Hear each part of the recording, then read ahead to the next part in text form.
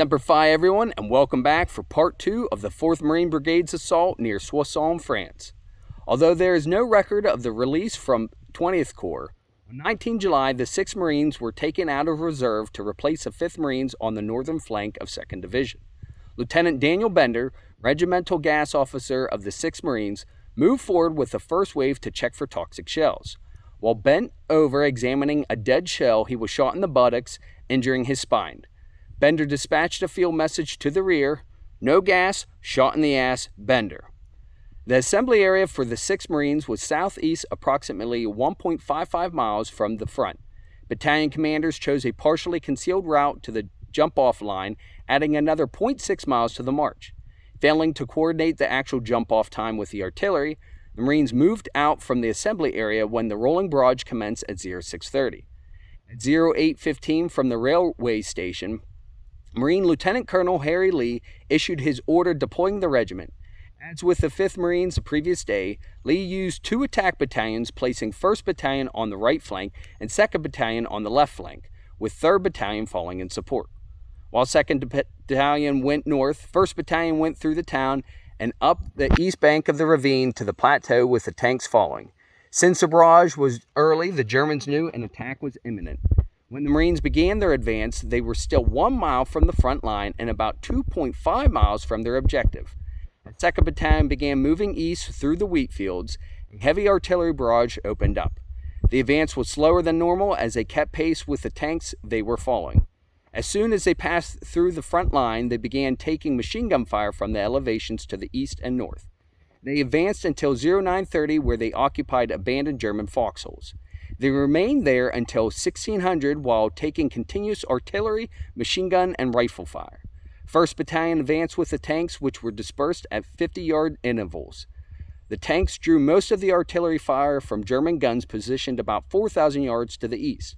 The Marines advanced steadily as they passed through the forward foxholes of the 23rd Infantry into the wheat fields. The 75th Company stood advancing when the last tank in its area took a direct hit and exploded, stopping the advance.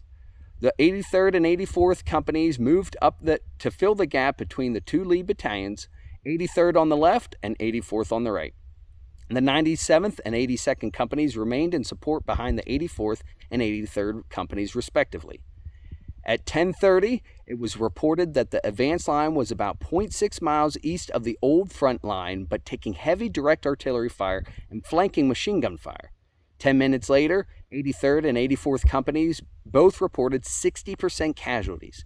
In response, 82nd Company and later elements of Headquarters Company were sent forward. By 11:45, Lee reported 1st Battalion was held up about 300 yards west with no French support troops on the right flank.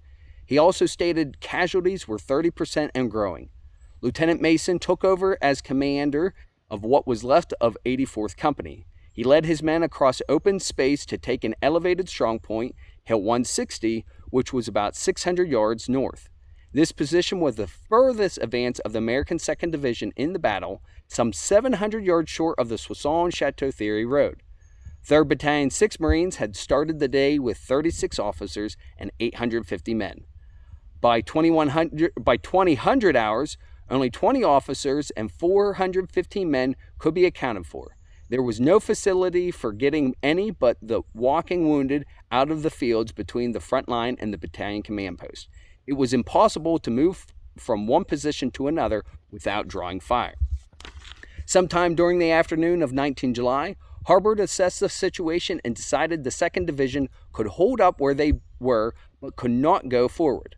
On this basis, Harbord requested 20th Corps relieve 2nd Division and continue the attack using a second-line division passing through the front line of the American 2nd Division.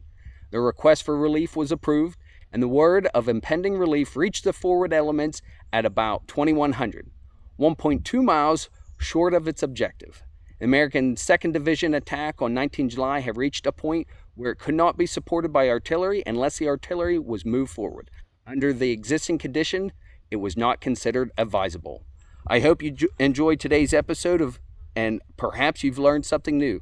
Stay tuned for more episodes as I continue to explore the hallowed history, traditions, and individuals of the United States Marine Corps. And as always, Semper Fi and carry on.